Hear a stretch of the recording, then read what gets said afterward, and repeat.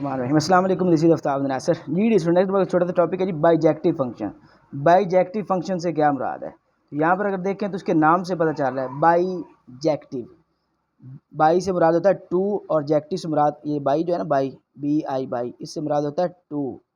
और जेक्टिव यहाँ हमारे पास दो हैं, एक सरजेक्टिव प्लस इंजेक्टिव, दो जेक्टिव ना हमारे पास, तो इससे मुराद इन दोनों को ऐड करके एक जो फंक्शन बनता है वो उसको हम बाइजेक्टिव फंक्शन बोलते हैं। तो यहाँ हम सिंपल लिख लेंगे, आ फंक्शन, डेफिनेशन के लिए, आ फंक्शन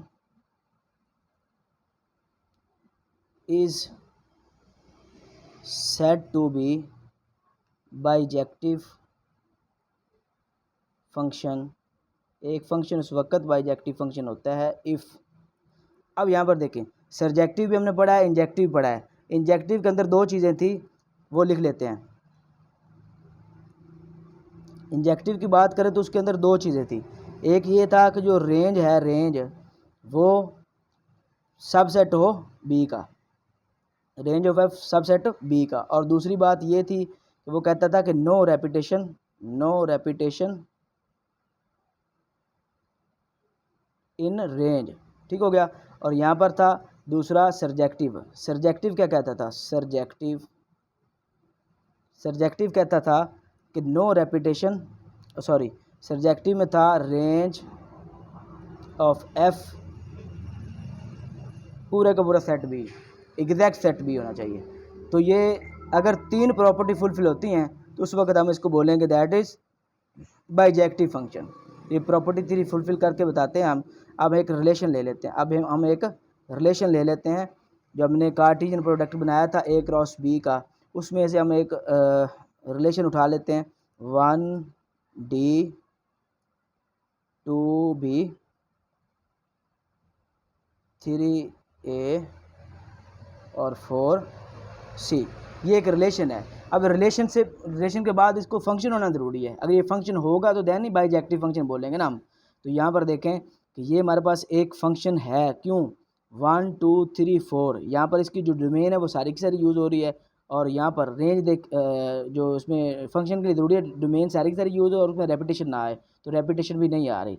अब मैं डायग्रामेटिकली आपको बताता हूँ कि ये कैसे एक बाइजेक्टिव फंक्शन है। इधर देखें जी, सबसे पहले ये हमारे पास एक सेट ए है और ये सेट बी है। तो हमारे पास इधर है 1 2 3 4, और यहाँ पर है ए बी सी और डी। यहाँ पर देखें A1 जो वो डी को मैप कर रहा है ऐसे, 2B को मैप कर रहा है ऐसे, 3A को मैप कर रहा है ऐसे, और 4C को मैप कर रहा है ऐसे। अब यहाँ पर देखें, सबसे पहली बात हमने क्या देखना है कि रेंज जो है, रेंज ऑफ एफ सबसेट है बी का। तो यहाँ पर देखें, यहाँ पर रेंज क्या आई? पहली बात जो रेंज आई है वो हमारे पास आई है A B C D। तो ये सबसेट है बी का, पूरे का पूरा सेट बी आया ना, तो ये सबसेट है। क्यों? क्योंकि एक सेट अपने आप का भी तो सबसेट होता है ना। तो ये बी जो है वो अपने आप का भी सबसेट है, तो ये इसका सबसेट हो गया। पहली बात ये फुलफिल होगी। दूसरी बात हमारे पास थी कि नो रेपिटेशन इन रेंज। तो यहाँ पर देखें, रेंज के अंदर कोई भी रिपीटेड एलिमेंट नज़र आ रहा है? नहीं आ रहा। ये 3A के साथ, 2B के साथ, 1D के साथ और 4C के साथ तो रेपिटेशन नहीं है। नो रेपिटेशन इन रेंज, तो रेंज में रेपिटेशन भी हमें नहीं नज़र आ रही, पहली बात। दूसरी बात और तीसरी बात ये है कि यहाँ पर जो रेंज है, रेंज किसी भी फंक्शन की जो रेंज है वो सेट बी पूरे का पूरा होना चाहिए, exact range of F exact set B. तो ये सेट बी एग्जैक्ट ही है, इसके बराबर आ गया था। पहले हमने देखा यहाँ पर जो रेंज है वो सेट बी ही बनता है, सारे का सारा यूज़ हो रहा है। तो ये था हमारे पास बाइजेक्टिव फंक्शन। तो मुझे उम्मीद है कि सब बच्चों को बाइजेक्टिव फंक्शन की समझ आई होगी। तो नेक्स्ट वीडियो तक के लिए अल्लाह हाफ़िज़।